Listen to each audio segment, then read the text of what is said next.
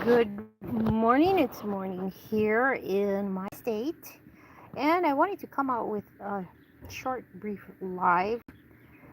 Grow food, grow it now if it's possible for you in your region and area, because that food will supplement the preps that you already have. So, I've been kind of lazy in growing food, but every so often I'll plant stuff, do the seed bit, and just start growing. But I'll show you just a little bit of what I have. I have a lot of aloe. We call it aloe here, but I know a lot of people do call it aloe. But I have a ton of this around my garden, so this is like really, really good for burns. And to me, it's medicinal. My dad told me that you can use aloe for shingles. And I had no idea about that. I mean, I'm not a medical expert or anything, disclaimer here, but he did mention that you could use that for it. So that was good to know for me. But you know, I've grown quite a lot of this. So I have an outdoor medicine cabinet here. I did plant a couple of these. This is a papaya seed. So I planted some along here, but it looks to me just a few started sprouting. So this is one here, and then I have another back here, but this is like a lot of them. So I kind of tossed quite a lot of seeds on here. So we're talking probably about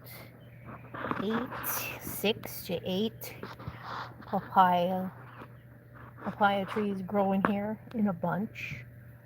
Let's see, I have all of these here. I have more in the back part of my yard, but I really have to clean a lot of my yard and garden and stuff, and I just toss my scraps here. I need to make myself a bin thing. This here, as you can see, this tree I planted, oh golly, I think a year or 2 years ago. And this is actually moringa. So moringa is a really nutritious plant, and you can use the leaves for soups, salads, teas as well. If you want to know the nutritious value of moringa, look that up, and you'll find that there's so many good things about this plant. It's also used by some as medicinal, so it's like a medicinal plant. Let me step back a bit. I need to trim it because it's kind of growing all over the place. So this actually grows big, this moringa, so there's the seeds up here, so you can actually eat that as well. Everything on this tree you can eat. So I try to grow as much herbs, spices, medicinal plants to supplement my preps in what I have. I did have a lot of pineapple going all the way down to the back there, but they've already produced the pineapple, and I just took it out. This here is rosemary. So this was a tiny plant. And those of you that do know about rosemary, is it grows like weeds, which is wonderful. And you can use this in your cooking. Oh, it smells so nice, as well as tea. So you can dry that out, dry out the rosemary, and make some tea. So rosemary has a lot of valuable properties to it. edible as well. Some people use it medicinal. So if you don't have rosemary, start growing this, because this is excellent for your cooking and spicing up things, as well as drying it out and making some tea. But you can do that as well with the moringa here, and you can dry this out and make some tea as well. Here's the seed pod. It's pretty big. So this guy actually gave me this moringa plant from Facebook Marketplace when I bought some fruits from him a couple of years back. I bought some guava, and I wanted a guava plant, but he didn't have, so he just had the fruit, so I bought some of that. And he ended up giving me this plant, so I said, oh heck, I'll plant it then, because this is food. You know, I prefer to plant food. Unfortunately, there's a lot of residential homes that do not plant food. I mean, we're in the ideal place to plant food, but yet nobody plants food. This here is my pomegranate, so I really gotta clean out my garden here. As you can tell, I got my work cut out for me. So here's more of my aloe. So I can actually get these stems out, and I can make my own aloe ointment as well here. So this is good. So a lot of people, there's a lot of people here that do grow this. But I'm going back here, just showing you some of the stuff. I mean, before I had an entire yard of vegetables, but I kind of let land kind of rest. Let the soil rest here, which you need to do. This here is my blueberry plant, but the birds have a tendency to eat the blueberries. And I got my hibiscus here. Now, hibiscus, you can make tea out of the flower petals. You can also, you dry it out, of course, but you can also use this in your salads. This is edible. And so I have a lot of hibiscus here. I need to trim this puppy. Then I have another hibiscus here, which my neighbor across the street from me, he gave me like 3 hibiscus plants here, and it just grew wild here. And then here I have my turmeric. So turmeric is part of the ginger family. It's a rhizome. And the thing I found out about turmeric here is that it keeps on giving. So what you need to do is you need to dig the roots out. So when all of the leaves turn like this, that's when it's time to get going and get turmeric out of here. It's going to keep going. I've had this turmeric plant here for over 10 years, and it never stops growing. So it usually takes about 10 months, and then you can harvest the turmeric. So I have someone I know that wants some turmeric, so that means I'm going to have to harvest that pretty soon, which is good because this turmeric plant ends up producing quite a lot of turmeric. So I like that. But I really got to do a lot of work in my yard, in my garden. Now my property isn't that big. It's about 6,000 square feet, and the home is about 953 square feet. Here's some more of my aloe. So yeah, I've got a ton of aloe, and usually the aloe, when it grows like this, you see pods. Just leave that, but you're going to see pods. This is probably all going to fall away here, but you're going to start seeing pods. Now, if there's any existing pods, just leave it be. Wait till it dries out, because in those pods are going to be seeds. So that's going to be your seeds for the aloe plant. And then as soon as the seeds, you know, dry out and turn brown, and the pod cracks a little bit, then you can pick it off of the stem here. You might have more than one. You might have only one. You might have three. But just leave it be, because normally it takes approximately 4 years for the aloe to produce that pod of seeds. And I have a little bit more here. Yeah. I'm just taking you around a bit. But this is my view here. I mean, not the house, but my view is really nice. As you can see, I can see all the mountainside. I can actually see Pearl Harbor too, farther to that side. But I'm in the central part of Oahu, the leeward side, and I am pretty much up high, and I'm not in a flood zone. I refuse to be in a flood zone or any low-lying area. This is just perfect for me.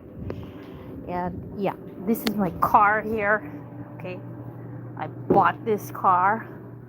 This is like, I call it a surf car, and I got this car for $500, which isn't a bad deal, because I had to sell my other car because things happened here. Things are always happening. But I managed to, get another car, and my friend called me up, knew someone that had a car and was willing to actually give it to me. But I couldn't take it for free. Of course, I had to give them something.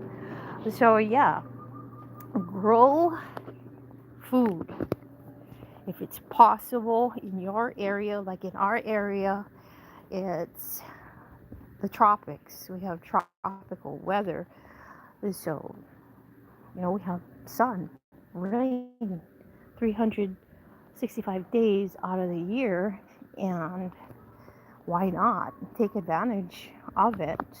I wanted to grow a mango tree, but well, the roots will be very bad for my home, and it will wrap around the plumbing pipes, and that's a no-go for my house. But yeah, just grow food. There's so much going on in the world. There's that strike, and people are panicking, and they're panic buying and panic hoarding. Not They're not doing that on the West Coast. They're doing it on the East Coast. So that's kind of a given, and it's natural considering the situation and circumstances that are going on with everything, and the dock workers and stuff. And I'm hoping and praying that it comes to some kind of a agreement, because each day it goes on, things get worse and worse, and the magnitude is just unimaginable in how damaging the effects will be, because everything is interconnected. And this is not only going to be damaging for our nation, for America, but it's going to be global. It's, I mean, I don't even want to think about it, but it's really bad. And the sad part is all of those states that have been affected by Hurricane Helene, they're going to get hit really hard. I mean, they're struggling now, putting back power and getting food and water. And now it's like supplies that they're going to be needing to rebuild everything. And with the strike going on, who knows how long more it'll take for the people to get these supplies, so I'm praying for the best for everyone and hoping that things turn out really well. And boy, if you feel you need to stock up more stuff, do so by all means. But don't go in there and just panic hoarding. Especially if you're already prepped up, you get the things that you need. You get the things that you may be short on and stuff. And I mean, that's what we do when we prepare. We prepare ahead of time because when the need arises, the time to prepare is already past. And it's probably going to be worse than in 2020 is what I'm thinking, because this is going to affect so much more than what probably we could even imagine what's going on. So yeah, I'm keeping my eye open on everything and updated and so forth. I mean, I'm surprised that my neighbor was clueless to the strike until I mentioned it to him. So I haven't heard anything from him yet about if they're gonna start rerouting containers. They may reroute containers. I mean, I think that's the smart thing, because they're going to have to reroute a lot of the containers to different ports, not just the West Coast, but Canada and who knows wherever else that they get containers and the ships go to. They're going to have to think fast and start moving stuff out. And I'm sure businesses have already done so by now, and have gotten ready and prepared for the strike ahead of time. I'm hoping and praying that most of the businesses have done so. I think they might have. I think they may have. They've probably more than likely had a heads up way before the public so that they could prepare and stock and get extra supplies just in case. So, yep, guys, this is just what I have so far. I have a lot of cleaning to do in my yard, in my garden. Um, and those seeds that you see in the thumbnail, one was papaya seeds, and the other one is cantaloupe seeds. And so I just get the cantaloupe seeds and I put them in that container and I leave it in the sink and I let the water go over it and it starts sprouting. Now I could eat those sprouts as they get a little bit bigger, and or I could transplant it into the ground here. I might do a little bit of both. It's good to have sprouts as well. So I have a lot of cantaloupe seeds and I have a lot of seeds also in my freezer. So that's how I extend the life of all of my seeds. And the seeds that I have in the freezer, I've had them for years. So when I bring out specific seeds, I thaw them out first and then I start to grow them. And they're good. They're good to go. Nothing's wrong with them. And now, if I left the seeds out for that many years, the seeds would just lose its potential in growing. So I've learned years ago to put them in the freezer. So I have a lot of seeds in the freezer as well.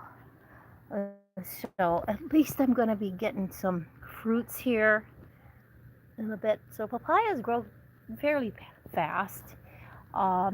Eventually I'm going to get another a banana tree, banana plant, because I've had that as well in my garden and it died out. That was so good because it produced so much bananas. So, and I've been hearing that they're going to be short on bananas on that side. Come to Hawaii, we have choke bananas here, if anything. But yeah, I'd rather grow my own bananas. I don't want the chemical induced bananas in the grocery stores. I prefer to grow it myself.